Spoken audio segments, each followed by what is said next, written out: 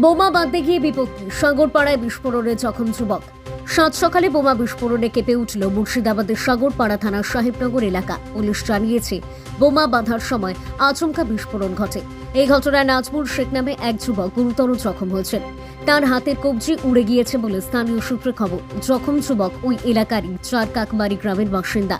Police সূত্রে জানা গিয়েছে, বুধবার সকালে সাহেবনগর এলাকায় ওই বিস্ফোরণ ঘটে।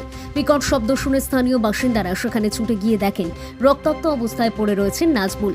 দ্রুত তাকে উদ্ধার করে হাসপাতালে নিয়ে যাওয়া হয়। বর্তমানে তিনি চিকিৎসাধীন এবং চিকিৎসকদের মতে আপাতত তাঁর শারীরিক অবস্থা স্থিতিশীল। পুলিশ সূত্রে খবর, জখম নাজমুল শেখের এলাকায় অপরাধমূলক কাজের সঙ্গে যুক্ত থাকার পুরনো রেকর্ড রয়েছে। ঠিক কী কারণে এবং কার নির্দেশে সেখানে বিস্ফোরক মজুত করা হয়েছিল তা খতিয়ে দেখছে সাগরপাড়া থানার পুলিশ। এই ঘটনায় নাজমুল বাদে অন্য কেউ হতাহত হননি বলে জানা গিয়েছে।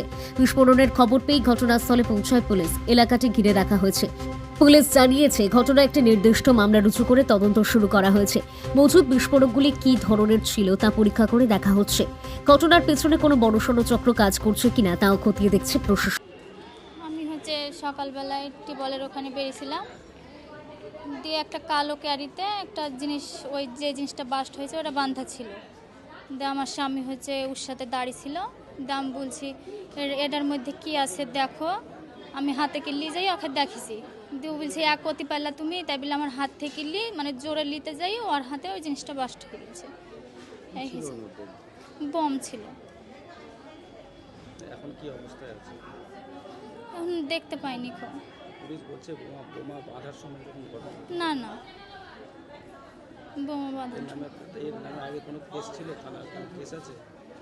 হ্যাঁ আছে। থানা কেস আছে? কি চাইছেন এখন আপনারা?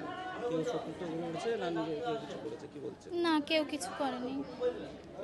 এটা বাইরে পড়েছিল, আমি হাত থেকে নিয়ে এসেছি। আমার হাতে দেখি বলছে কোথায় পেলা তুমি, তাই বলে আমার হাত থেকে কাঢ়িলি, মানে দড়ি ফেলে দিতে যাচ্ছিল যে কোথায় পাইছো তুমি, তাই বলি হাতে বাস্ট হয়ে যাবে বলে হয়তো কাঢ়িলিস আমার কাছ থেকে, দিয়ে ওর হাতে বাস্ট হয়ে গেছে।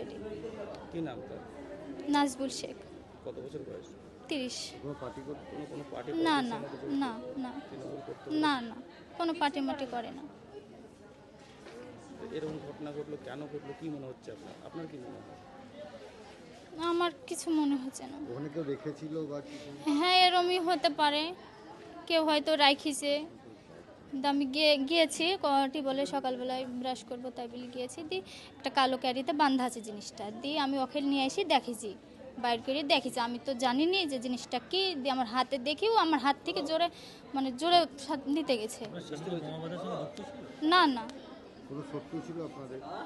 আমাদের সবাই শত্রু, সবাই শত্রু। কেন?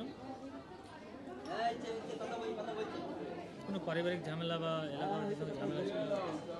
হ্যাঁ, ঝামেলা ওর হয়তো বন্ধু আত্মীয় স্বজনের সাথে দু কথা হয়তো হয়েছে, সেটাও ও বলতে পারবে। আমি একদিন আমাকে বলেছে যে একজনের সঙ্গে আমার দু কথা হয়ে গেছে। দিলীপ কুমার দে বাইলক থাকলে সিরিজখানের সামনে আসবেন। দিলীপ কুমার দে বাইলক থাকলে সিরিজখানের সামনে আসবেন। এই ঘটনা ঘটার পর থানা থেকে পুলিশ আসলো নাকি? কে নিয়ে আসলো হাসপাতালে?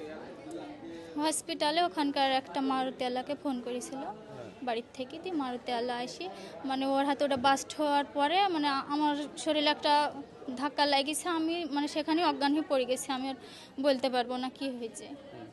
যে ওখান থেকে ওকে একবার ডাইরেক্ট এখানে কি থানা হাসপাতালে ভর্তি করেছে? হ্যাঁ, হসপিটাল থেকে নিয়ে বাড়ির থেকে মারুতকে নিয়ে এসে এখানে ভর্তি করেছে। কি নাম আপনার? আমার নাম এলিনা খাতুন। আপনি কে হচ্ছেন? আমি ওর ওয়াইফ। বাড়ি কোথায় আপনার? চরকাকমারি, কোন থানা? সাগরপাড়া।